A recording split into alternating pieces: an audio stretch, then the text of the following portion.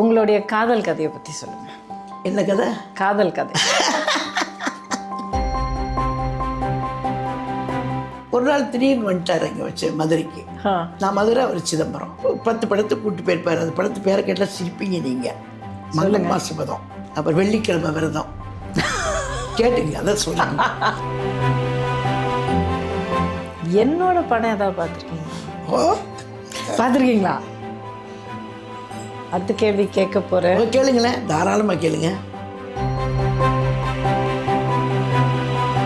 எங்கள் ஊரை சுற்றி எங்கே திமுக மீட்டிங் நடந்தாலும் இப்போ எங்கள் அப்பா வந்து கூட்டின்னு போய் ஒவ்வொரு கூட்டமாக பேச வச்சார். புரட்சித் தலைவரை பற்றி சொல்கிறதுக்கு ஆரம்பிக்கிறேன். ஒரு நாள் நீங்கள் அசையாமல் ஒரு இடத்துல இருக்கணும்னா இருக்க முடியுமா உங்களால்? அப்படிலாம் இருக்க முடியாது. முடியாது இல்லைங்களா? முடியாது. அது ஓடிட்டே இருந்ததா. அனைவருக்கும் வணக்கம். நான் உங்களுக்கு அறிமுகமாகி கிட்டத்தட்ட 40 வருஷம் ஆக போகுது. அதாவது சினிமா துறையிலையும் அரசியல்லையும் ஆஸ் அ சோஷியல் ஆக்டிவிஸ்ட் எப்படி இருந்தாலும் உங்களுக்கு ஐ திங்க் ஆல்மோஸ்ட் 40 இயர்ஸாக நம்மளுடைய ரிலேஷன்ஷிப் வந்து இருந்துகிட்டே இருக்குது. இந்த 40 வருஷ வாழ்க்கையில், பொது வழியில் இந்த வாழ்க்கையில் நான் நிறைய பேர் செலிப்ரிட்டிஸை நான் மீட் பண்ணியிருக்கேன். மீட் பண்ணுறதுக்கான வாய்ப்பு கிடச்சிது. ஆஸ் அ செலிப்ரிட்டியாக அவங்கள தெரிஞ்சுக்கிறதுக்கும், அந்த செலிப்ரிட்டிக்கு பின்னால் இருக்கிற அவங்களுடைய அந்த இன்னர் வேர்ல்டு, அவங்களுடைய இன்னர் பர்சனாலிட்டி, இது எல்லாமே கூட பார்க்குறதுக்கு எனக்கு வாய்ப்பு கிடச்சிது. And I want to share this with you. So behind the politics அப்படிங்கிற நம்மளுடைய அந்த நேர்காணலுக்கு உங்கள் எல்லாரையும் வெல்கம் பண்ணுறதுல எனக்கு ரொம்ப சந்தோஷமாக இருக்குது. நம்மளுடைய இந்த எபிசோடில் நம்ம மீட் பண்ண போகிற அரசியல்வாதி, அரசியல் தலைவர், அரசியல் துறையில் நிறைய சாதனைகள் படித்தவங்க. அவங்கள பற்றி ஆக்சுவலி இன்ட்ரடக்ஷனே தேவை இருக்காது. நீங்கள் அவங்கள பார்த்த உடனே அப்படியா, let's listen to what she has to say அப்படிங்கிறது கண்டிப்பாக உங்களுக்கு தோணும். So without any further delay, I am delighted to introduce our first guest. வணக்கம் அக்கா. வணக்கம்மா. நம்மளுடைய இந்த சின்ன நேர்காணல் நிகழ்ச்சிக்கு வந்ததுக்கு ரொம்ப நன்றி.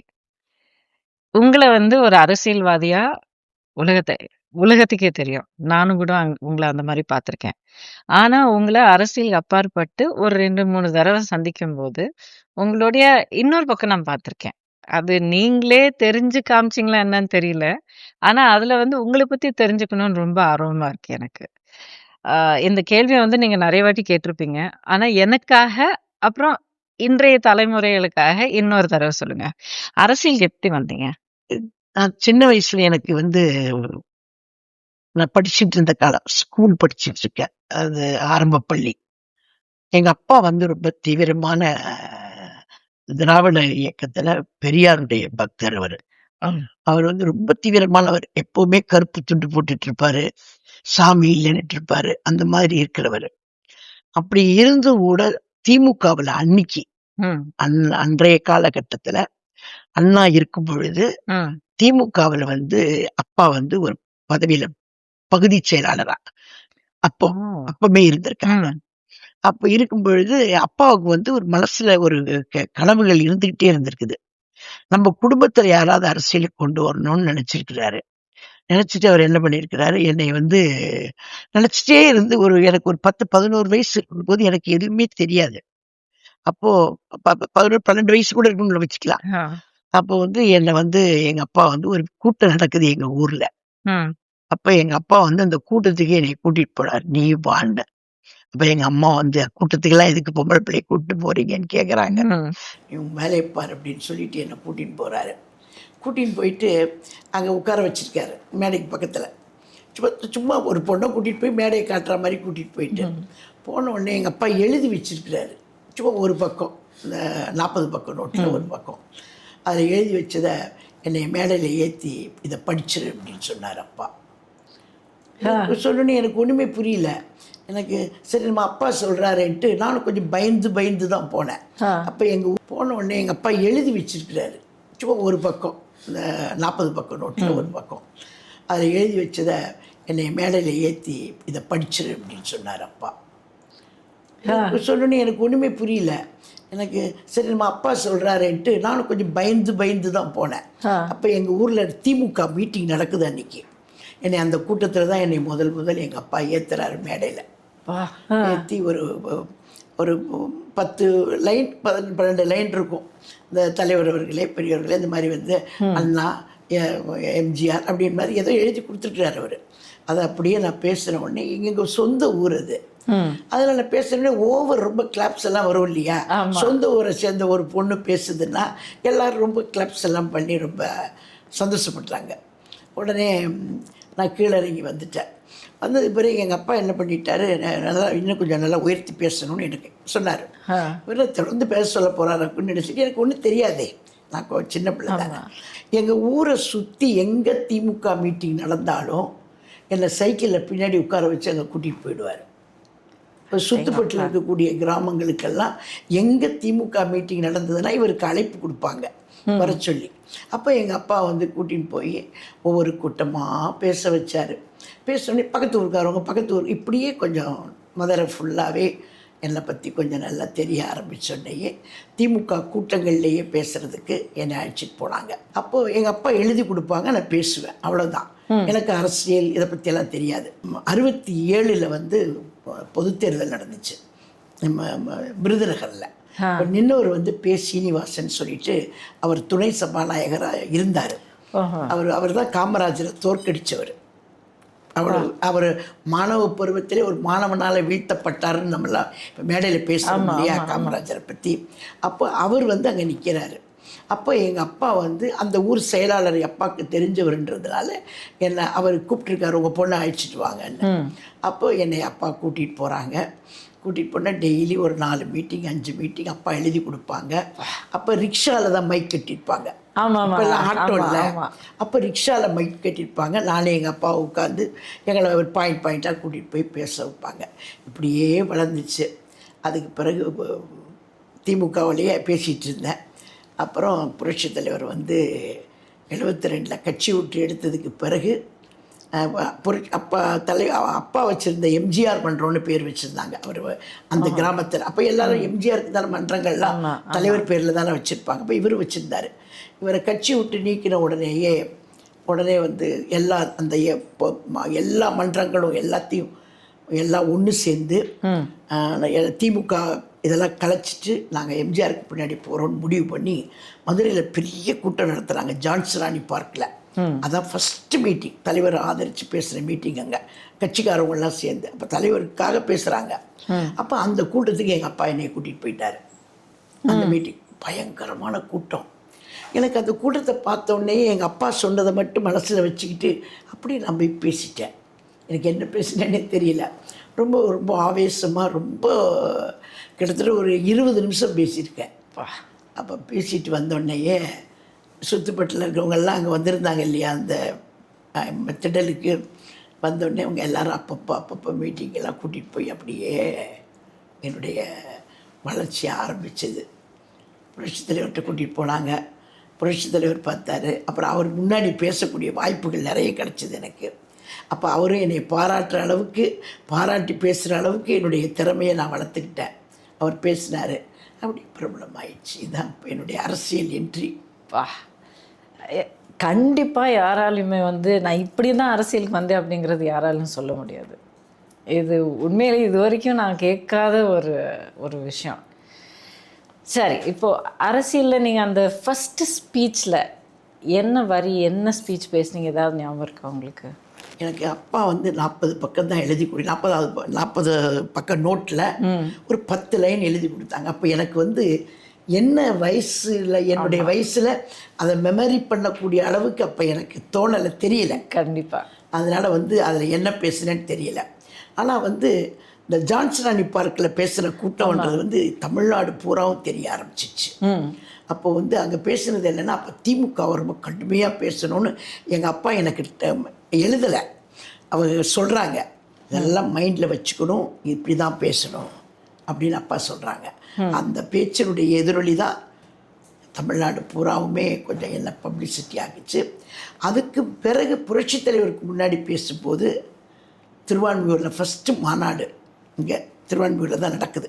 அப்போ அந்த மாநாடில் வந்து பூரா முள்ளுக்காடு, இப்போல்லாம் இடமே இல்லையே. அப்போ மயிலாப்பூர்லேருந்து ஊர்வலமெல்லாம் போய் மாநாட்டு படலத்துக்கு போகிறோம். அப்போ ரொம்ப பேசக்கூடிய ஒரு வாய்ப்பு, ஒரு 5 நிமிஷம் பேசணுன்னு வாய்ப்பு கொடுத்தாங்க. அதில் வாய்ப்பு கொடுக்கும்போது பேசும்போதே அங்கே சொல்லி அனுப்புகிறாங்க, 5 நிமிஷம் பேசினா போதும் அது நிறுத்திக்கணும்னு சொல்கிறாங்க. அப்போது நான் நிற்கிறேன், எழுந்து நின்று பேச ஆரம்பிக்கிறேன். புரட்சித் தலைவரை பற்றி சொல்கிறதுக்கு ஆரம்பிக்கிறேன். தலைவர் மேடையில் வந்துட்டார். விட்டு வந்துட்டார். ஒரே கிளாப்ஸ் தலைவர் பார்த்தோன்னேயே. நான் நிற்கிறேன் மேடையில், மைக்கு முன்னாடி மேடையில். எனக்கு அவரை பார்த்த உடனேயே நம்ம பேசி ஒரு நல்ல பேர் வாங்கணுன்ற ஒரு உணர்வு தான் எனக்கு இருந்துச்சு. அதனால் என்ன பண்ண, அவர் உட்காந்தோடனே இப்படி கையை காட்டினார். உட்காந்து பேசுங்க பேசுமான்ற மாதிரி சொன்னார். சொன்னோன்னே இப்போ நான் பேச ஆரம்பித்தேன். எனக்கு என்ன பேசுனேன்னு எனக்கே தெரியாது. 20 நிமிஷம் அப்படியே மழை பெஞ்ச மாதிரி பேசியிருக்கிறேன். எனக்கு இந்த சரியான ஒரு இது தெரியல. அப்போது தலைவர் அந்த மாநாட்டில் முடியும் போது கடைசியில் தான் புரட்சி தலைவர் பேசக்கூடிய நேரம் அது. நாங்கள்லாம் அங்கே ஒரு ஓரமாக போய் பந்தலில் உட்காந்துருக்கோம். சாயங்கால வேளையில் பேசி முடிச்சுட்டு நாங்கள் போய் ஊருக்கு போகிறதுக்கு தயாராகி தலைவர் பேச்சை கேட்டு போகலான்னு உட்காந்துருக்கோம் பந்தலில். அப்போ தலைவர் பேசிட்டே வரும்போது திடீர்னு என் பேரை சொல்கிறாரு. பேரை சொன்னோடனே அப்போது அப்பா தலைவர் பேரை சொல்கிறாருமா, என்ன இப்போ கேட்கலாம் அப்படின்னு. அப்போ தலைவர் சொல்கிறார், இந்த மாதிரி என்னையும் இன்னொருத்தர் இறந்து போயிட்டார். இப்போ அவர் திருப்பூர் மணிமாறன் அவர் இருந்தார். அவரும் பேசுகிறது ரொம்ப நல்லா அருமையாக இருந்துச்சு. அவர் ரொம்ப இன்னும் என்னை விட இன்னும் நல்லா பேசுவார் அவர்.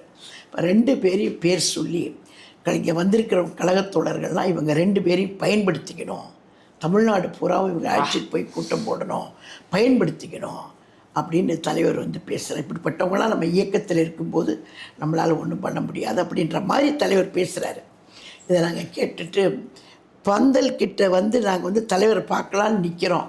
நின்னொன்னையே அந்த கூட்டம் தலைவரை பார்க்க முடியல. அப்புறம் அதோடு நாங்கள் வீட்டுக்கு வந்துட்டோம். வந்ததுக்கு பிறகு பார்த்திங்கன்னா நிறைய கடிதங்கள் எங்கள் ஊருக்கு வாங்க, உங்கள் ஊருக்கு வாங்கன்னு. அப்போ அவர் பாராட்டுறதுக்கு பிறகு ஒரு வார்த்தை சொல்லிட்டார் இல்லைங்களா? ஆமாம், ஐயோப்பா ரொம்ப கொடுத்து வச்சுருக்கீங்க நீங்கள். அது நினச்சி பார்க்கும்போது நான் வேறு ஒரு லோகத்துக்கு போயிட்டீங்க. அந்த நேரத்துக்கு, அந்த காலத்துக்கு போயிட்டேன். எனக்கு அப்போ ஒரு பெரிய வெறி என்னென்னா, எங்கள் அப்பா போய் என்னை பேச வைக்கிறதுக்கு அவங்கக்கிட்ட கேட்டார் பாருங்க, அது என் மனசுலேயே நின்றுச்சு. எங்கள் அப்பா ரொம்ப ரெக்வஸ்ட் பண்ணி கேட்குறாரு. அவங்க அவாய்ட் பண்ணுறாங்க, டைம் இல்லைன்னு அவாய்ட் பண்ணுறாங்க. எங்கள் அப்பா அங்கே போய் நின்று ரொம்ப கெஞ்சுறாரு. அப்போ இது மைண்ட்லேயே அப்படி ஆயிடுச்சு. நம்ம அப்பா இப்படி கெஞ்சுறாரே நமக்காக, நமக்கு ஒரு பெரிய ஒரு இந்த இடத்த நமக்கு ஒரு வாய்ப்பாக பயன்படுத்திக்கணும். யாருக்குமே அப்படி தானே தோணும். அப்போ உங்களுக்கு என்ன வயசு இருந்திருக்கும்? எனக்கு ஒரு 16 வயசு இருக்கும், 16-17 வயசு இருக்கும், 16 வயசு இருக்கும். அப்போது அந்த மைண்டில் எனக்கு அப்படி பதிஞ்சிச்சு. நம்ம அப்பா இவ்வளவு தூரம் நமக்காக அப்படி கெஞ்சுறாங்களே, அவர் கெஞ்சுறாங்கன்னா எனக்கு அவர் அழாத குறை அப்பா கெஞ்சுறது எனக்கு பார்த்துட்டு ரொம்ப கஷ்டமாக போச்சு. அதுதான் என் மனசில் நின்றுச்சு. அதனால் நான் எப்படி பேசுகிறதுன்னு தெரியல, பேசிட்டேன். இதில் 2 விஷயம் ரொம்ப அருமையாக எனக்கு பட்டதுக்கா. அதாவது முதல்ல அந்த சின்ன வயசுலையே, இப்போ எந்த தலைமுறையாக இருந்தாலும் ஒரு 14, 15, 16 வயசுனா அவங்களுடைய சின்ன உலகத்தில் இருக்கிற சின்ன சின்ன சந்தோஷங்கள், என்னோடய ட்ரெஸ், இது படிப்பு, ஃப்ரெண்ட்ஸ், அந்த மாதிரி தான் இருக்கும். தவிர உங்களுக்கு அவ்வளோ பெரிய மேடையில் நின்று அரசியல் மேடை, எத்தனை எப்பாற்பட்ட தலைவர்கள்லாம் இருந்திருப்பாங்க அந்த நேரத்தில். அப்போ இருந்த அரசியலை பற்றி நீங்கள் பேசுகிறீங்க. அது மட்டும் இல்லாமல் அப்பாக்காக நீங்கள் ஒரு சேலஞ்சாக எடுத்து பேசுகிறீங்க பாருங்கள். அதாவது தலைவர் மேடை ஏறி வரும்போது யாராக இருந்தாலும் அந்த தயக்கத்தில் அப்படியே தடுமாறி விட்டுருப்பாங்க. ஆனால் அதை மீறி நீங்கள் அப்படி 20 நிமிஷம் பேசுனீங்க பாருங்கள். அந்த ஃபைட்டிங் ஸ்பிரிட் உண்மையிலே ரொம்ப இன்ஸ்பயர் பண்ணக்கூடிய விஷயம். அப்புறம் இல்லைங்க, இன்னொன்று சொல்லிடுறேன் உங்களுக்கு. உங்கள் அப்பாவை நினச்சி பார்க்கும்போது எனக்கு ரொம்ப வியப்பாக இருக்குது, ரொம்ப பெருமையாகவும் இருக்குது. ஏன்னா எந்த காலகட்டத்துலேயும் ஒரு பெண் குழந்தைய அப்படி ஒரு ஒரு ஒரு வெளி உலகத்துக்கு அரசியல் போல் ஒரு களத்துக்குள்ளே கூட்டிகிட்டு போய், வாமா உன்னால் முடியும், உன்னால் செய்ய முடியும், சாதிக்க முடியும் அப்படின்னு சொல்லி கையை கூட்டிகிட்டு போய் ஒவ்வொரு இடத்துலையும் அப்படி கற்றுக் கொடுத்து கொண்டு வந்தார் பாருங்க. பெரிய விஷயம். அவர் உண்மையிலே ஒரு பெரிய ரெபல். அவர் அந்த காலத்துக்கு இல்லை, அவர் பல தலைமுறைகள் அவருடைய காலத்துக்கு ஒரு ஒரு முன்பார்வையோடு அவர் உங்களை வளர்த்துருக்காரு. அதை விட ஒரு பெரிய ஒரு விஷயம் சொல்லணுன்னா, ஒரு கூட்டம் அப்பா தேதி கொடுத்துட்டாங்க. அந்த ஊர் எங்கே இருக்குன்னா ஸ்ரீவில்லிபுத்தூர் போகிற வழியில் சுப்புலாபுரம்னு இருக்குது.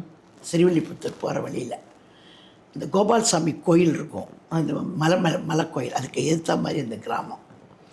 எங்கள் அப்பா தேதி கொடுத்துட்டாங்க. நான் பேசுகிறதுக்கு அட்வான்ஸும் எங்கள் அப்பாவுக்கு அனுப்பிச்சிட்டாங்க, வாங்கிட்டாங்க எங்கள் அப்பா. அப்போ அந்த கூட்டத்துக்கு போகிற நேரத்தில் எனக்கு அம்மை போட்டுருச்சு. ஐயோ! அம்மை போட்டுருச்சுன்னா ரொம்ப முடியாத நிலைமையில் அம்மை போட்டுருச்சு. அம்மை போட்டோடனே அப்போ எல்லோரும் அப்போ இந்த மஞ்சள் போட்டு இதெல்லாம் பண்ணுவாங்க இல்லையா, அப்போ அதை சாமி இல்லைன்னு சொல்கிறாரு. அதனால் அவர் என்ன பண்ணிட்டாரு, அதெல்லாம் கூட்டத்துக்கு போயே ஆகணும், பேசி ஆகணுன்றார். எல்லாம் எங்கள் அப்பா அம்மாச்சி எல்லோரும் இருக்கும், அதெல்லாம் போகக்கூடாது, சாமி எது போகக்கூடாது, ரொம்ப வலுக்கட்டாயம் பண்ணுறாங்க. எங்கள் அப்பா முடியவே முடியாதுன்னு சொல்லி கார் எடுத்துகிட்டு வந்து எனக்கு வந்து அந்த பெரிய ஒரு லூஸாக ஒரு ட்ரெஸ் போட்டு அந்த அந்த ஊருக்கு கூட்டிகிட்டு போயிட்டார் காரில். போனோடனே அந்த ஊர்கிட்ட போனோடனேயே அந்த ஊரில் இருக்கிறவங்க வந்து இந்த காரில் வந்து பஸ்ஸில் தானே வரேன்னு சொன்னீங்க அப்படின்னு அவங்க கேட்குறாங்க. எங்கள் அப்பா கீழே இறங்கி பரவாயில்ல, என் பொண்ணு ரொம்ப அதிக நேரம் பேச முடியாது, ஒரு 10 நிமிஷம் தான் பேசும் அப்படின்னு எங்கள் அப்பா சொல்கிறாரு. சொன்னோடனே அந்த ஊரில் இருக்க கட்சிக்காரவங்கெல்லாம் வந்து, என்னங்க இப்படி கூப்பிட்டு வந்திருக்கீங்க, நியாயமா இது சாமிங்க, என்னங்க இன்றைக்கி இல்லைன்னா இன்னொரு தடவை பேசிக்கலாம், ஏங்க இப்படி கூட்டிகிட்டு வந்தீங்க அப்படின்னு எங்கள் அப்பா கிட்ட அவர் கேட்குறாரு. அந்த ஊர் செயலாளர் பேர் ஞாபகம் இல்லை, நீங்கள் அந்த வழியில் போனீங்கன்னா அந்த ஊர் ரைட் சைடில் உள்ளே இருக்குது, சுப்புலாபுரம் பேர். அப்போ அந்த ஊரில் இருக்கக்கூடிய கட்சிக்காரவங்களாம் கேட்டுன்னு எங்கள் அப்பா சொல்கிறாரு, என் பிள்ளை இங்கே பேசலைன்னா இங்கே நீங்கள் நடத்திய கூட்டம் நடத்துகிறவங்களுக்கு எல்லாருக்கும் எவ்வளோ பெரிய அவமானமாக இருக்கும். நீங்கள் எல்லோரும் வசூல் பண்ணி கஷ்டப்பட்டு ஒரு பேச்சாளருக்கு பணம் கொடுத்து மேடை போட்டு நடத்துனீங்க, நாங்கள் வரலன்னா உங்களுக்கு அசிங்கம், அப்போ கட்சிக்கு அசிங்கம். அதனால தான் நான் வந்து கூட்டிகிட்டு வந்தேன். இப்போ இப்படி சொல்கிறீங்க, ஆனால் அப்போ அப்படி சொல்லியிருப்பீங்க நீங்கள், சரி பரவாயில்ல, உடம்பு நல்லானதுக்கு பிறகு கூப்பிட்டு வரேன் அப்படின்னு சொல்லிட்டு அவங்க லைட் வைக்கிறதுக்கு முன்னாடி கிளம்புங்கன்ட்டாங்க.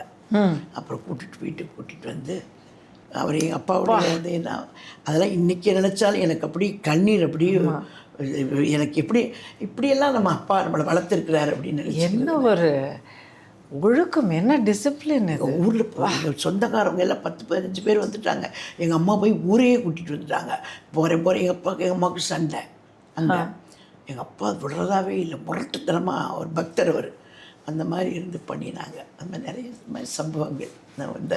நான் வளர்றதில் இவ்வளவு பிரச்சனைகள் இவ்வளவு இதை தாண்டி வந்திருக்கேன். அதனால தான் உங்கள் வாழ்க்கையில் உங்கள் அரசியல் பயணத்தில் வந்து உங்களுக்குன்னு ஒரு தனிப்பட்ட ஒரு வழியை நீங்கள் உருவாக்கிக்கிட்டீங்க. இந்த அரசியல் பயணத்தில் உங்களுக்கு வந்து ஒரு பயம் உருவாக்கிய ஒரு நொடி ஏதாவது இருக்கா? இருக்குது. அதாவது எனக்கு எப்போவுமே புரட்சி தலைவி அம்மாவை பார்க்கும் பொழுதெல்லாம் ஒரு பயம் கலந்த மரியாதையோடு தான் நான் பார்த்துருக்கேன் அம்மாவை. நான் வேறு யாருக்குமே, என் கணவர் கூட பயப்பட மாட்டேன். நான் அவர்கிட்ட கூட பேசுவேன். ஆனால் வந்து அம்மாவை பார்க்கும்போது மட்டுமே எனக்கு வந்து ஒரு பயம் கலந்த மரியாதை. அவங்க பார்த்தாலே அம்மா இன்றைக்கி நம்மளை பார்த்து சிரிப்பாங்களா, சிரிக்கலையா, அப்புறம் மேலே ஏதோ கோபமாக இருக்காங்க அம்மா, ஏதோ கோபப்பட்டுருக்காங்க அம்மா அப்படின்னு நினைப்பேன். இல்லை அம்மா கொஞ்சம் ஸ்மைல் பண்ணிட்டு வர்றாங்கன்னா சரி அம்மா நம்ம மேலே பிரியமாக இருக்காங்க, நம்ம மேலே எந்த கோபமும் இல்லை. அம்மாவை பார்க்கும் பொழுதெல்லாம் அவங்களுடைய ஒவ்வொரு அசைவுகளையும் தூரம் நின்று பார்த்து அந்த பயம் கலந்த மரியாதை எனக்கு அம்மா மேலே இருந்துச்சு. எனக்கு வந்து நீங்கள் சொல்லும்போதே அவங்கள பற்றி நிறைய கேள்விப்பட்டிருக்கேன். ஆனால் இந்த ஒரு பார்வையிலேயே, ஒரு சின்ன கண் அசைவிலேயே வந்து அவங்க எப்படி ஒரு தோற்றத்தை எப்படி காட்டுவாங்க அப்படிங்கிறது நிறைய பேர் சொல்லியிருக்காங்க. அவங்க கோவப்பட்டால் நீங்கள் எப்படி அது வந்து எப்படி சமாதானப்படுத்துவீங்க? எப்படி கோவப்படுவாங்க? அம்மா கோவப்பட்டிருக்காங்க, 2-3 சம்பவங்கள்லாம் கோவப்பட்டிருக்காங்க. அவங்களோட கோவம் எப்படி இருக்கும்? கோவப்படுவாங்க, நல்லாவே கோவப்படுவாங்க. அம்மா தப்புன்னா ரொம்ப கடுமையாக கண்டிப்பாங்க. நாங்கள் ஒரு அமைச்சராக இருக்கும் பொழுது ஒரு அரசு விழாவில் போய் கலந்துக்கிட்டோம். அப்படி அரசு விழாவில் கலந்துக்கும் பொழுது அப்போது வந்து ஒரு எங்களோட யார் நிற்கிறாங்கன்னு கூட நாங்கள் பார்க்கவே இல்லை. நாங்கள் வந்து போனோம், பேசாமல் ரிப்பன் கட் பண்ண சொன்னாங்க, கட் பண்ணிட்டு வந்துட்டோம். நாங்கள் வந்ததுக்கு பிறகு பார்த்தா அந்த செய்தியெல்லாம் பேப்பர் வார பத்திரிகைகளில் வந்துருச்சு. அம்மா உடனே கூப்பிட்டுட்டு கடுமையாக சத்தம் போட்டாங்க. நீங்கள் ஒரு பெண்ணு எப்படி இந்த நிகழ்ச்சியில் போய் கலந்துக்கலாம்? ஒரு பாதிக்கப்பட்ட பெண்ணு அவரால் பாதிக்கப்பட்டிருக்கு, ஏன் கலந்துக்கிட்டீங்க? எப்படி கலப்பீங்க? நீங்கள் ஒரு பெண், அந்த உணர்வே உங்களுக்கு இல்லையா? அப்போ யார் கூப்பிட்டாலும் போயிடுவீங்களா? எப்படி நீங்கள் போய் நிற்கலாம்? ரொம்ப கோவமாக பேசிட்டாங்க அம்மா. அம்மா பேசும்போது எதுவுமே இது வரைக்கும் நான் பேசுகிறதே இல்லை. அம்மா ஏதாவது கோவப்படுறாங்கன்னு தெரிஞ்சாலும் இப்படி தான் உட்காந்துருப்பேன். இப்படி பேசாமல் அமைதியாக தான் இருப்பேன். அம்மா பேசி முடித்ததுக்கு பிறகு போய் அம்மாட்ட வந்து, அம்மா மன்னிச்சுக்கோங்கம்மா, தெரியாமல் நான் பண்ணிட்டேம்மா, எனக்கு தெரியாது, என்ன அவங்க யாருன்றதை நான் கவனிக்கலைங்கம்மா, தெரியலைங்கம்மா, தயவுசெய்து மன்னிச்சுக்கோங்கம்மா அப்படின்னு அம்மாட்ட கேட்டோடனே அம்மா அடுத்த செகண்ட், அது ஒரு நாள் அப்படிலாம் கிடையாது, 1 மணி நேரம், அடுத்த செகண்ட் அப்படியே அம்மா சாஃப்ட் ஆகிடுவாங்க. சாஃப்ட் ஆகிட்டு அப்படியே சாதாரணமாக சரி போயிட்டு வாங்க அப்படின்ட்டுருவாங்க. அம்மா வந்து இந்த மாதிரி 2-3 சந்தர்ப்பங்களில் நடந்திருக்குது. அதை நான் வந்து அம்மா என்னை நல்வழிப்படுத்துறதுக்கு தான் கடுமையாக பேசிக்கிறாங்க. இல்லை, அது தெரியுது, நீங்கள் சொல்கிறதுலையே தெரியுது. அந்த மாதிரி வந்து சொன்னோடனேயே அம்மா அந்த மாதிரி கடுமையாக இருப்பாங்க. ஆனால் அந்த கடுமைன்றது அப்படி கொஞ்சம் கொஞ்சமாக குறைஞ்சிரும். நம்ம பேசாமல், அம்மா பேசும்பொழுது பேசாமல் இருந்தோம்னா அம்மா அப்படியே சாஃப்டாக ஆகிடுவாங்க. அம்மா அதான் அம்மா, உண்மையிலே அதுதான் அம்மா. அம்மா அம்மா அப்படி தான் இருப்பாங்க. அடுத்த செகண்ட் நிமிஷம் அம்மா என் பக்கத்தில் போய் நின்று, அம்மா மன்னிச்சுக்கோங்கம்மா, தெரியாமல் தப்பு என் பேரில் தான்ம்மா, மன்னிச்சுக்கோங்கம்மா அப்படின்னு சொல்லிட்டா போதும். அடுத்த செகண்ட் அப்படியே அந்த மாதிரி ஒரு அம்மா பார்க்க முடியாது. கண்டிப்பாக பொறாமையாக இருக்குது. நீங்கள் மிஸ் பண்ணிட்டீங்க. ரொம்ப பொறாமையாக இருக்குது எனக்கு. உங்களுக்கு அந்த அனுபவம் கிடச்சிருக்குன்னு எனக்கு ரொம்ப சந்தோஷம். ஆனால் எனக்கு கிடைக்கலன்னு ரொம்ப பொறாமையாக இருக்குது. பார்த்த பிடிச்சிருக்கும், ரொம்ப பிடிச்சிருக்கும் கண்டிப்பாக. ஏன்னா அவங்க பார்த்த ஒரு 2-3 சந்தர்ப்பத்தில் ரொம்ப ரொம்ப பிரேமாக பேசுவாங்க, ரொம்ப பாசமாக, ரொம்ப சாஃப்டாக நைஸாக பேசுனாங்க. ரொம்ப பரவாயில்ல, அந்த நொடியாவது எனக்கு கிடச்சிருக்கு. கண்டிப்பாக. இப்போது அரசியல் பற்றி நம்ம விட்டுருவோம். இப்போ உங்களுடைய தனிப்பட்ட வாழ்க்கை, உங்களுடைய பர்சனல் லைஃப், உங்களுடைய காதல் கதையை பற்றி சொல்லுங்கள். என்ன கதை? காதல் கதை. நான் வந்து அதிமுகவினுடைய பேச்சாளர். தமிழ்நாடு பூரா ரொம்ப சுறுசுறுப்பாக பயணம் பண்ணிகிட்டு இருந்த நேரம். அப்போ என்னுடைய கணவர் வந்து ஒன்றுபட்ட தென்னார்காடு மாவட்டத்தினுடைய மாணவர் அணி செயலாளர். ஓஹோ. ஒன்றுபட்ட அப்போ வந்து 3 மாவட்டம், கடலூர் மாவட்டன்றது 3 மாவட்டம், கடலூர், விழுப்புரம், சிதம்பரம், இதெல்லாம் சேர்த்தது நிறைய தொகுதிகள் அடங்கின மாவட்டம் அந்த மாவட்டம். அப்போ எல்லோரும் அப்போ மீட்டிங் வந்து நான் என்னை வந்து விரும்பி தானே கூப்பிட்டுட்டு இருந்தாங்க எல்லாருமே. அப்போ ரொம்ப குறைஞ்ச பேச்சாளர்கள். அப்போது அதிமுக பிடி சரஸ்வதினு அமைச்சர் இருந்தாங்க. ஆமாம், அவங்க இறந்து போயிட்டாங்க. அப்புறம் புலவர் இந்திரகுமாரின்னு இருந்தாங்க, அவங்களும் இறந்து போயிட்டாங்க. அப்போ அவங்க 2 பேர் இருந்தால் தமிழ்நாடு பூராவும் பேசிட்டு வர்றவங்க. ஆனால் அவங்களுக்கு டைம் இருக்காது, அவங்க வந்து அமைச்சராக இருந்தவங்க, இந்த மாதிரி டைம் இருக்காதுன்றதுனால நான் வந்து இதே வேலையாக தான் இருந்தேன், பேசுகிற வேலை தான் எனக்கு. போகும்போது எங்கள் கணவர் வந்து என்னக்கிட்ட தேதி வாங்குகிறாங்க மீட்டிங் நடத்துறதுக்கு, மாணவர் அணி சார்பில் வாங்கும்போது நாங்கள் சிதம்பரத்துக்கு போகிற மீட்டிங்க்கு போகும்போது அவர் ஏதோ பார்த்தோன்னேயே ஏதோ பிடிச்சிருந்ததுன்ட்டு சொன்னார்.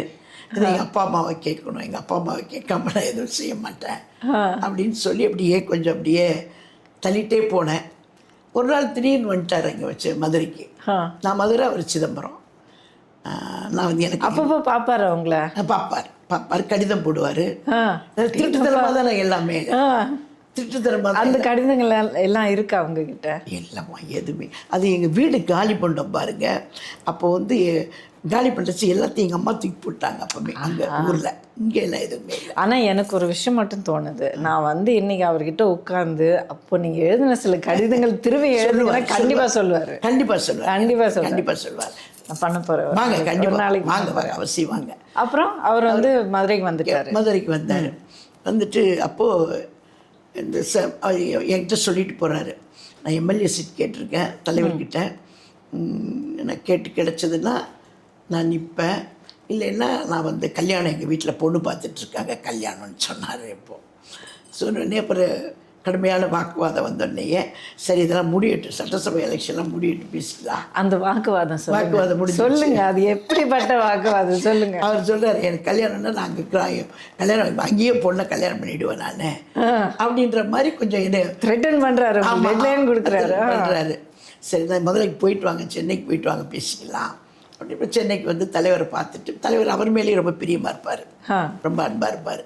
அவர்கிட்ட போடா வாடான்னு கூப்பிட்ற அளவுக்கு பிரியமாக இருப்பார். அந்தளவுக்கு ஒரு குறிப்பிட்ட சில பேரை புரட்சி தலைவர் வந்து ரொம்ப பையன் மாதிரி ட்ரீட் பண்ணதில் அவர் ஒருத்தர். அவங்களாம் பின்ன ஒரு 1-2 பேர் இருக்காங்க அந்த மாதிரி இருக்கிறவங்க. அப்போது இவருக்கு வந்துட்டார். நான் வந்து பிடி சரஸ்வதி வந்து திருமங்கலத்தில் நிற்கிறாங்க, திருமங்கலத்தில் கேண்டிடேட் அவங்க. அப்போது அவங்க தான் மகளிர் அணி செயலாளர். அப்போ என்னை கூட கூப்பிட்டுக்கிட்டாங்க. கூட கூட்டிட்டு போய் அவங்களுக்கு ஃபுல்லாக பிரச்சாரமெல்லாம் பண்ணோம். தொகுதி ஃபுல்லாக அக்காவை அழைச்சிட்டு போய் எல்லாம் ஃபுல்லாக பிரச்சாரம் பண்ணோம். பண்ணி முடிச்சுட்டு லாஸ்ட் டே பிரச்சாரம் முடியுது. முடிஞ்சோடனே இவர் வந்து நான் எங்கே இருக்கேன்னு என்னுடைய ஃப்ரெண்ட்ஸ் மூலமாக கேட்டுட்டு நேரம் அங்கே வந்துட்டார். வந்துட்டு எனக்கு சீட் இல்லை, அந்த இல்லாத போயிடுச்சு, மனசு ரொம்ப கஷ்டமாயிடுச்சு, உடனே கல்யாணம் பண்ணிடணும் அப்படின்ட்டாரு. உடனே கல்யாணம் பண்ணோன்னாரு. சரி எனக்கு ஒன்றுமே புரியல. இப்போ கல்யாணம் இல்லைன்னா திரும்ப எப்போவுமே கல்யாணம் இல்லைன்ட்டார். நாங்கள் ஒரு 5 வருஷமாக நாங்கள் வந்து இப்போ பழகிட்டு இருந்தோமா, அதனால் அது கொஞ்சம் இவர் தான் வீட்டுக்காரரு அப்படின்ற மாதிரி பதிஞ்சு போச்சு. சரி இந்த மாதிரி ஒரு ஜென்ஸ் முடிவு எடுத்துட்டாங்கன்னா என்ன பண்ணுறது அப்படின்ற மாதிரி ஒரு நான் என்னுடைய மனசை நினச்சிக்கிட்டு நானும் வந்து என்னுடைய ஃப்ரெண்டு ஒருத்தங்கிட்ட மட்டும் சொல்லிவிட்டு இவர் கூட வண்டி ஏறிட்டேன். அடேங்கப்பா, அடேங்கப்பா, இது நான் இந்த ட்விஸ்ட் நான் எதிர்பார்க்கல. வண்டி ஏறிட்டு நேரம் வந்து கடலூர் வந்தோம். அவருடைய நண்பர் ஒருத்தங்க இருக்காங்க, அவங்க வீட்டுக்கு அழைச்சிட்டு வந்தாங்க. அங்கேயே அங்கே ஸ்ரீமுஷத்தில் பூராக சுவாமி கோயிலில் திருமணம் நடந்துச்சு. ஆமாம். அடேங்கப்பா, ரொம்ப சினிமேட்டிக் வாழ்க்கை, ரொம்ப சினிமேட்டிக் கல்யாணம். உங்களுக்கு ஓடி போய் கல்யாணம் பண்ணிக்கிட்டீங்களா? ஓடி போயில விரும்பி கல்யாணம் பண்ணிக்கிட்டேன். அதான் விரும்பி ஓடி போய் கல்யாணம் பண்ணிக்கிட்டேன். அடேங்கப்பா, இது சத்தியமா நான் எதிர்பார்க்கல. சொல்லுங்க இன்னும் அடுத்தது என்ன? அப்புறம் வந்து கல்யாணம் ஆச்சு. அப்புறம் நாங்கள் அப்படி இருந்தோம். அப்போது 2 பேரும் வந்து அன்னிலேருந்து எங்களுடைய திருமண வாழ்க்கை எந்த ஒரு சிரமம், எங்களுடைய கூட்டு குடும்பமாக எங்களுடைய மாமனார் மாமியாரோட எல்லாரும் ஒன்றாவே நாங்கள் வந்து, அவங்க கொஞ்ச நாள் வருத்தத்தில் இருந்தாங்க, அப்புறம் திரும்ப கூப்பிட்டுக்கிட்டாங்க. எங்கள் அப்பாவும் வருத்தத்தில் இருங்க. இந்த வீட்டில் வந்து ஒத்துக்காம இருப்பாங்க இல்லைங்களா? எந்த நேரத்தில் எப்படி ஒத்துக்க வச்சிங்க அவங்கள? ஏன்னா இப்போ சமீபத்தில் நான் நிறைய வந்து பார்க்குறீங்கல்ல, பார்க்கும்போது வீட்லேயே ஒத்துக்கல அவங்க அப்படின்னு சொல்லி ஜெனரேஷன் வருது இல்லைம்மா. நீங்கள் உங்கள் வீட்டில் எப்படி ஒத்துக்க வச்சீங்க? அப்பத்தி உள்ள வாழ்க்கை முறைகளே வேறு. நீங்கள் அப்போ எல்லாம் வந்து எப்போவுமே வந்து கணவர்னா இவர் தான் கணவர்னு ஒரு மைண்ட் ஆயிடுச்சுன்னா அவர் கூட தான் கடைசி வரைக்கும் நம்முடைய லைஃப் கண்டிப்பாக அப்படின்ற மாதிரி நம்ம பெரியவங்கள்லாம் அப்போ இருந்து அப்படியே வாழ்ந்து காட்டியிருக்கிறது தான் மனசில் நிற்கும். ஆமாம், அதான் ஆழமாக பதியும். மனசுக்கு எடுத்து விடுறதுக்கு அப்போ சோஷியல் மீடியா கிடையாது. கிடையாது, கரெக்ட். பட் எந்த நேரத்தில் அவங்க ஒத்துக்கிட்டாங்க? அவர் வீட்லேயும் உங்கள் வீட்லேயும்? நான் ஃபஸ்ட்டு என்னுடைய சன்னு ப்ரெக்னெண்ட்டாக இருக்கும் பொழுது ஒத்துக்கிட்டாங்க. அவங்க 2 பேருமே ஒத்துக்கிட்டாங்க. எத்தனை நாள் ஆச்சு கல்யாணம் ஆன பிறகு? ஒரு 6-7 மாதம் இருக்கும். பரவாயில்ல, வந்துட்டாங்க. வந்த பிறகு எல்லாருமே வந்து எங்களோட கூட்டு குடும்பமாக தான் இருந்தோம். எங்கள் மாமியார் மாமனார் எங்களுடைய இன்னும் மூத்தார் குழந்தனார் எல்லாருமே இருந்தோம். அது ஒன்றும் சிரமம் இல்லாத வாழ்க்கை அப்படியே நல்லபடியாக இது வரைக்கும் 50 வருஷம் ஆக போகுது. எனக்கு அவருக்கு கல்யாணம் ஆகி இந்த மே வந்துச்சுன்னா 22ஆம் தேதி 50 வருஷம், 50வது வருஷம். 50 வருஷமாக அவரோட வாழ்ந்தாச்சு. ரொம்ப சந்தோஷம். முதல் தடவை நீங்கள் ப்ரெக்னெண்ட்டாக இருக்கும்போது உங்கள் வீட்டில் ஏற்றுக்கிட்டாங்கன்னு நீங்கள் சொன்னீங்க. உங்கள் குழந்தைங்க 2 பேரும் சன்ஸ் 2 பேருமே அவங்க பிறக்கும்போது அந்த முதல் தடவை அவங்க கையில் எடுத்த அந்த நேரம் உங்களுக்கு ஞாபகம் இருக்கா? என்ன தோணுச்சு முதல் தடவை நீங்கள் ஃபஸ்ட் டைம் குழந்தை பெற்றுக்கிட்டு தாயான அந்த நேரம் வந்து உங்களுக்கு என்ன மனசில் என்ன ஓடிட்டு இருந்தது? அது வந்து பெண்களுக்கே ஒரு கிடைக்கக்கூடிய ஒரு சிறப்பான ஒரு தாய்மை அடைகிறதுன்றது வந்து எப்போவுமே ஒரு பெண்ணுக்கு அதுதான் அந்த ஸ்தானத்துக்கு வர்றதுக்கு தான் அந்த சின்ன வயசுலேருந்தே நம்மளை அப்படியெல்லாம் கொண்டு வரும்பொழுது அந்த இடத்துக்கு வரும்பொழுது அது நமக்கு சொல்கிறதுக்கு வார்த்தை இல்லை. வந்து ரொம்ப அந்த அந்த தாய்மை பதவின்றது மிக உயர்ந்த பதவி அது. ஆமாம். எல்லா பதவிகளை விட ஒரு உயர்ந்த பதவின்றது தாய்மைன்ற பதவி தான். அதை நான் உண்மையிலே அந்த நேரத்தில் உணர்ந்தேன். இந்த குழந்தையை பார்த்தோன்னையே அது ரொம்ப சுவாரஸ்யமான சம்பவம் என்னன்னு கேட்டிங்கன்னா, நான் ரொம்ப தீவிரமான பேச்சாளர். அப்போது எங்கே பார்த்தாலும் அப்போது நான் வந்து கூட்டத்துக்கு போகிறேன். திருநெல்வேலிக்கு போகணும் மீட்டிங்க்கு. நான் என்னுடைய கணவர் கூட வர்றாங்க. குழந்தை பிறந்த பிறகு? குழந்தை பிறக்கிறதுக்கு முன்னாடி. ஓ ஓ நான் 9வது மாதம். 9வது மாதத்தில். அப்போது இப்போ டாக்டர் சொன்னாங்க, இந்த மாதிரி வந்து செக்கப்புக்கு போகும்போது இன்னும் ஒரு எப்படி ஒரு 20 நாள் 25 நாள் ஆகும்னு சொல்லிட்டாங்க. சரி, அதுக்குள்ளே மீட்டிங் போயிட்டு வந்துடலாம். தேதி அவங்க கேட்டு மீட்டிங் அரேஞ்ச் பண்ணிட்டா முன்கூட்டியே வாங்கிடுவாங்க. கடிதம் போட்டு உறுதி செஞ்சுருவாங்க. உங்களுக்கு தெரியும் இல்லையா? அப்போ போகும்போது நான் வந்து பஸ்ஸு வந்து திண்டுக்கல் வழியாக போகுது. பஸ்ஸு இங்கே அரசாங்க பஸ்ஸு பாரிஸில் ஏறி நானும் என் கணவர் போகிறோம். போகும்போது பார்த்திங்கன்னா திண்டுக்கல் கிட்டே வரும்பொழுது எனக்கு ரொம்ப ஒரு மாதிரி பெயின் வந்துடுச்சு. வந்தோடனே என்னுடைய கணவர் கையை பிடிச்சிட்டு நான் கேட்குறேன், இந்த மாதிரி வந்து எனக்கு ரொம்ப முடியலையே, என்ன பண்ணுறதுன்னு. சரி பரவாயில்ல, ஒன்றும் பயப்படாத. திண்டுக்கல்லே நாங்கள் இறங்கிட்டோம் 2 பேருமே. இறங்கிட்டு அங்கே கட்சிக்காரவங்க மகளிர் அணியில் இருந்தாங்க. ஏன்னா இவங்கெல்லாம் ஊரில் இருக்காங்க, அம்மா அவங்கெல்லாம் ஊரில் இருக்காங்க. அதனால் அவங்கள உடனே வந்து அவங்க வீட்டுக்கு அந்த ஒரு ரிக்ஷாக்கார பையன், தெரிஞ்ச பையன் அங்கே இருந்தவன்ட்டு சொல்லி கூப்பிட்டு அந்த பையனை ரிக்ஷா எடுத்துகிட்டு வர சொல்லி அதில் என்னை உட்கார வச்சு அவங்க வீட்டுக்கு என்னை கூட்டிகிட்டு போகிறாங்க. என் ஹஸ்பண்டு. எனக்கு ரொம்ப ஒரு முடியல. போன உடனேயே அவங்க வாசலில் போய் நிற்கிறேன். நின்னோடனே அந்த அம்மா ஓடி வந்து, இன்றைக்கே டெலிவரி ஆகிட்டு அங்கேயே இரு, நான் கூட வர்றேன் அப்படின்னு ஹாஸ்பிட்டலுக்கு கூட்டிகிட்டு போயிட்டாங்க. காலையில் ஒரு 7 மணி இருக்கும். அப்போது கூட்டிகிட்டு போனோடனே இதெல்லாம் நைட்டில் நடக்குது. அது எந்த கடவுளுடைய சித்தம் தான் எல்லாமே. அப்புறம் போனோடனே ஒரு 10 மணி 10:30 மணி இருக்கும். அங்கே வந்து குழந்தை பிறந்துச்சு. 3 மணி நேரத்தில். ஆமாம், நல்ல வேலை. ரொம்ப வந்து சிரமப்பட்டு குழந்தை பிறந்து அப்புறம் திரும்ப அங்கேருந்து நாங்கள் தலைவர் வீட்டுக்கு ஃபோன் பண்ண, மீட்டிங் அட்டன் பண்ண முடியல, நீங்கள் கொஞ்சம் சொல்லிவிடுங்கன்னு சொல்லிவிட்டோம். நாங்கள் ஆமாம் ஹஸ்பண்ட் வீட்டு சொன்னேன். அது ஒரு பெரிய ஒரு பெரிய மறக்க முடியாத நினைவுகள் தானே அது எல்லாமே. கண்டிப்பாக. அப்புறம் நான் வந்து 3வது நாள் 3 நாள் வரைக்கும் இருந்துட்டு 3வது நாள் அப்போ பல்லவன் எக்ஸ்பிரஸ் ட்ரெயின் விட்ட நேரம். அப்போ அந்த நேரத்தில் வந்து ட்ரெயின் புக் பண்ணிவிட்டு நேராக சென்னைக்கு வந்துட்டேன்.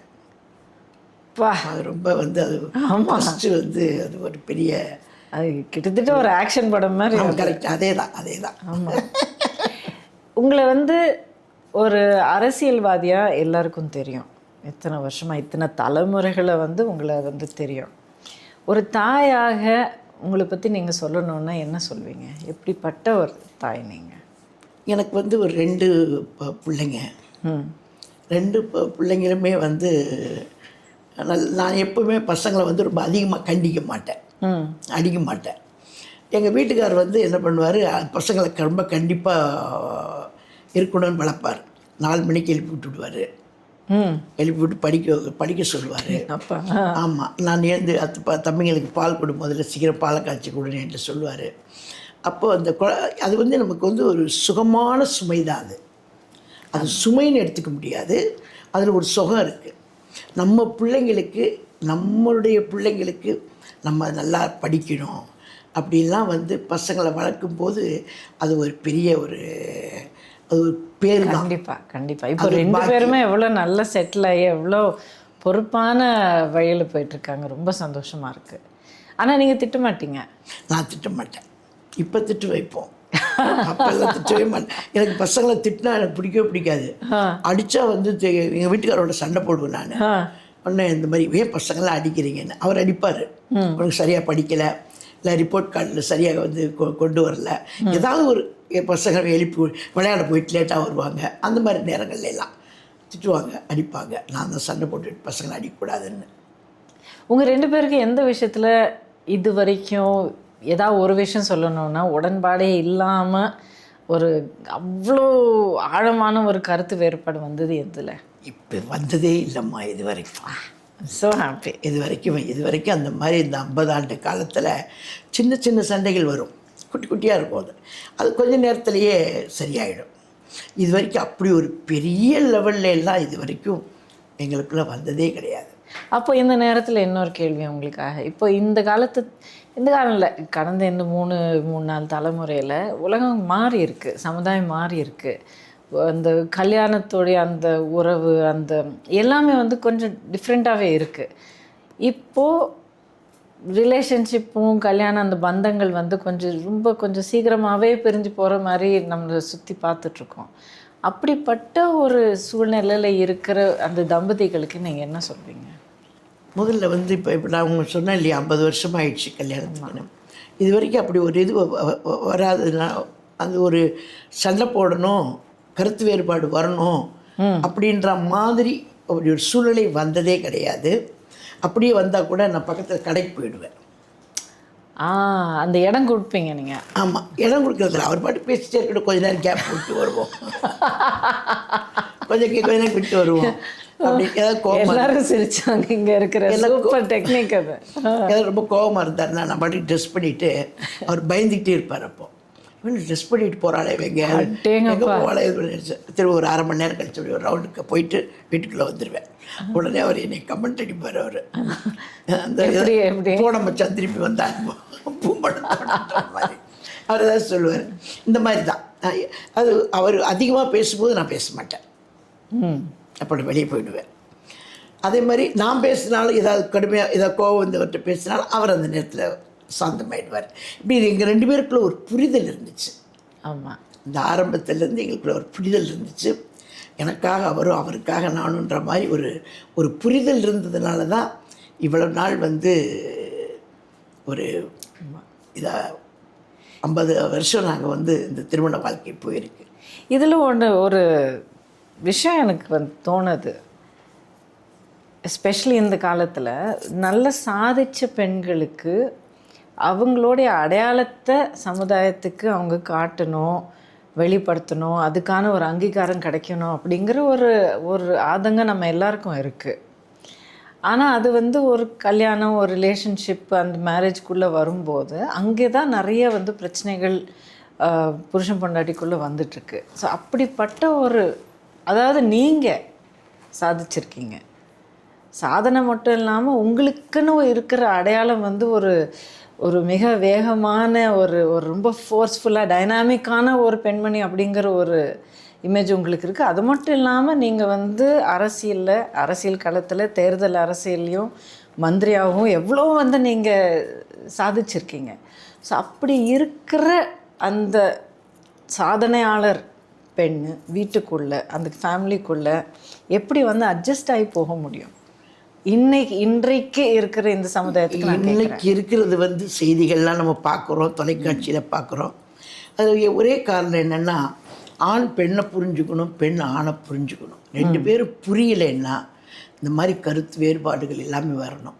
இப்போ வந்து நம்பிக்கைன்றது குறைஞ்சி போச்சு. நம்பிக்கை. இப்போ நான் வந்து வெளியில் போகிறேன் அரசியலுக்காக. என்னுடைய கணவர் வந்து நான் வெளியே போயிட்டு வந்தோடனே கொஞ்சம் சோர்ந்து போய் டயர்டாக வந்தால் கூட, ஏன்பா டயர்டாக இருக்க, என்ன கொஞ்சம் ரெஸ்ட் எடுத்துக்கோமா அப்படிம்பாங்க. எடுத்துக்கோம்பாங்க. கொஞ்சம் லேட்டாக வந்து வருவேன் சில நேரத்தில், 10 மணி 11 மணி கூட ஆகிடும். அந்த மாதிரி வரும்பொழுதெல்லாம் வந்து நான் அவர் படுத்து தூங்கிட்டு இருப்பார் நான் வர்றதுக்கு முன்னாடி. இப்போ நான் வந்துட்டேன்னு கதவு திறந்து உள்ளே போன உடனே முழிச்சிருவார். முடிச்சுட்டு சாப்பிட்டு வந்து படுத்துக்கோன்னு சொல்லுவாங்க. சாப்பிட்டு வந்து படுத்து அது அக்கறை தான் அதில் இருந்துச்சு.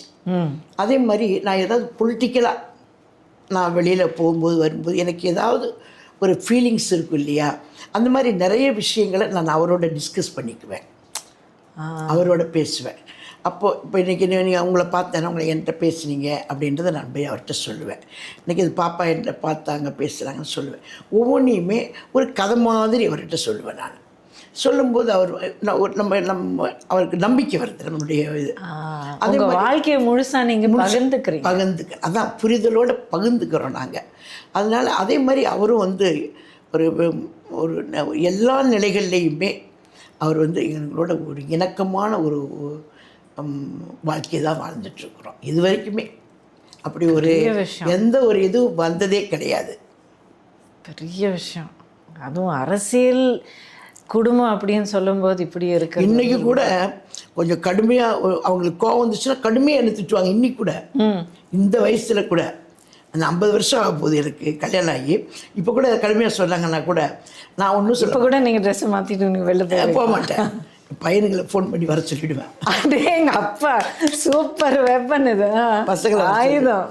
ஆமாம், வர சொல்லிட்டு இந்த மாதிரி அப்பா இதெல்லாம் பேசுகிறாருப்பா, நீங்கள் கேட்டு வைங்கப்பா, தப்புப்பா, இது வயசானாலும் இப்படி தான்ப்பா கோவம் ஒரு மாட்டிருக்கு அப்படின்னு சொல்லிவிடுவேன்.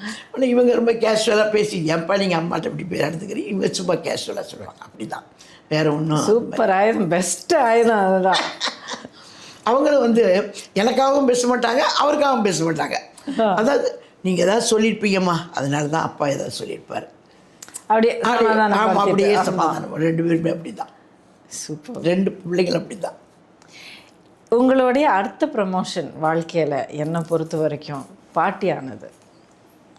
நீங்கள் எப்படிப்பட்ட பாட்டியாக இருக்கீங்க? எனக்கு ரொம்ப சந்தோஷமான பாட்டியான நான். எனக்கு வந்து 2 பேரை 2 பேத்தி. ஒன்று வந்து பெரிய சன்னுக்கு வந்து ஒரு பையன் ஒரு பொண்ணு, சின்ன சன்னுக்கு ஒரு பையன் ஒரு பொண்ணு. பெரிய சன்னு கல்யாணம் ஆனதுக்கு பிறகு தான் சின்ன சன்னுக்கு ஒரு 4-5 வருஷம் கழிச்சு, 3 வருஷம் கழிச்சு என்னமோ கல்யாணம் ஆச்சு. ஒரு 5 இயர்ஸ் கழிச்சு தான் 2வது பேரன் பிறந்தார். அப்போ முதல் பேரை வந்த உடனே எங்களுக்கு ரொம்ப சந்தோஷம்னா சந்தோஷம். முதல் பையனே ஆம்பளை பிள்ளை இல்லையா, அதனால் ரொம்ப சந்தோஷம், ரொம்ப செல்லமாக. அப்போ வந்து ரொம்ப அது எப்படி சொல்கிறதுன்னு தெரியல, அது ஒரு மிகப்பெரிய சந்தோஷம். இன்றைக்கி கூட நான் வந்து எங்கேயாவது போகணுன்னா பேர பிள்ளைங்களோட தான் போவேன், பேரனோட தான் போவேன். ஹோட்டலுக்கு போனாலும் சரி, இல்லை எங்கேயாவது என்னை கூட்டிகிட்டு போனால் அவங்க தான் என்னை கூட்டிகிட்டு போவாங்க. அப்பா எங்கே போகலாம் இங்கே போகலான்னு கூட்டிகிட்டு போவாங்க. பெரிய என்னுடைய பையன் வந்து இப்போ 3வது வருஷம் டாக்டர் பண்ணிகிட்ருக்கிறாரு. அப்படிங்களா? ஆமாம், இதில் கேளம்பாக்கத்தில் பண்ணிகிட்ருக்கிறாரு. பாப்பா வந்து 9th படிச்சுட்டு இருக்கா பாப்பா. அதே மாதிரி சின்ன சன்னுக்கு வந்து 11th படிச்சுட்ருக்கிறார் அவர். பாப்பா வந்து அவர் பத்மஸ்ரீஷத்தில் தான் பெரிய பையனுடைய பொண்ணும் சின்ன பையனுடைய பையனும் பத்மஸ்ரீஷத்தில் படிச்சுட்ருக்காங்க. பாப்பா வந்து சர்ச் பார்க்கில் படிக்கிறான் பேத்தி, சின்ன சன்னுடைய பொண்ணு. எல்லாமே அந்த அளவுக்கு ஒரு சந்தோஷமான பேரன் பேர். ரொம்ப செல்லமாக இருப்பீங்களா? அவங்களுக்கு வந்து எல்லாம் ப்ரெசென்ட் எல்லாம் வாங்கி கொடுத்து எல்லாமே அது பசங்க வந்து என்னை வந்து பசங்களை கெடுக்குறீங்க, பசங்களை எப்போ பார்த்தாலும் கெடுக்குறீங்க, ஏதாவது அவங்களுக்கு பிடிச்சதை வாங்கி கொடுத்தா நீங்கள் பசங்களெல்லாம் இதை தான் சொல்லுவாங்க பசங்க. நான் அதை சட்டையே பண்ணிக்கிறதில்ல, நமக்கு தேவை பேர பிள்ளைங்க, இதுக்கு தானே வாழ்க்கை, இது உங்களுடைய உரிமையாச்சு. அதனால் நான் வந்து அதை பற்றி கவலையப்பட மாட்டேன். ரொம்ப சந்தோஷம். இப்போது ஒரு 3 தலைமுறைக்கு முன்னாடி இல்லை உங்கள் டைம்லேயும் இப்போ இருக்கிற இளைஞர்களுக்கு மத்தியில் என்ன வித்தியாசம் பார்க்குறீங்க? இப்போ நீங்கள் முதல்ல ஒரு கேள்வி கேட்கும் பொழுதே சொல்லிட்டீங்களே, அப்போ நம்ம வாழ்கிற வாழ்க்கையிலலாம் சோசியல் மீடியா கிடையாது. அப்போ எல்லாம் இந்த மாதிரி தீ பரவுற மாதிரி இப்போ எல்லாமே பரவிட்டுருக்கு. நெருப்பு வச்சோடனே மொத்தமாக பிடிக்கிற மாதிரி. 2வது, எந்த சோசியல் மீடியான்றது நல்லதை மட்டும் எடுத்துக்கிறதுக்கு இதை பயன்படுத்தினா பரவாயில்ல, எது கெட்டதோ அதை மட்டும்தான் எடுத்துக்கிறாங்க. எது கெட்ட பழக்க வழக்கங்கள், கெட்ட சிந்தனைகள், ஒரு தவறான நடவடிக்கைகள், இதை மட்டும்தான் ஃபாலோ பண்ணணும்னு நினைக்கிறாங்க. இதே நல்லதை ஃபாலோ பண்ணணும்னு நினைக்க மாட்டேன்றாங்க. அதுதான் காரணம். அதுதான் வந்து இன்றைக்கி இருக்கக்கூடிய ஒரு தலைமுறையினுடைய வீழ்ச்சி. அது அவங்களுடைய எண்ணம். முதல்ல வந்து பேரண்ட்ஸும் இதில் கொஞ்சம் பங்கெடுத்துக்கணும். பேரண்ட்ஸோடைய பொறுப்பு என்னவா இருக்கணும்னு நீங்கள் நினைக்கிறீங்க? பசங்களுடைய வாழ்க்கை முறையை கவனிக்கணும். நம்ம சில நேரத்தில் என்ன பண்ணிடுறோன்னா, இப்போ உதாரணத்துக்கு எடுத்துக்கிட்டிங்கன்னா, இங்கே பெரிய சன் இங்கே தான் படித்தார், இப்போ மேல்மருவத்தூரில் படித்தார், இப்போ சென்னைக்கு வந்தார். சின்ன சன் வந்து திருவண்ணாமலையில் படித்தார். சின்ன சன்னு வாரத்துக்கு ஒரு நாள் நான் போயிடுவேன் பார்க்குறதுக்கு. ஹாஸ்டலில் இருந்தார்.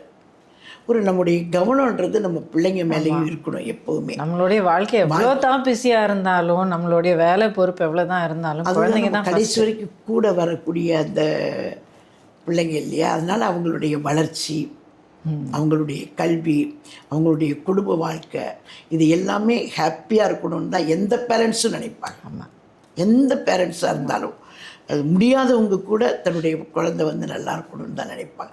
அடுத்த ஆசைன்றது என்ன? கணவர் வந்து நம்ம நல்ல குடும்பம் நடத்திட்டோம், இல்லற வாழ்க்கை சிறப்பாக இருந்துச்சு.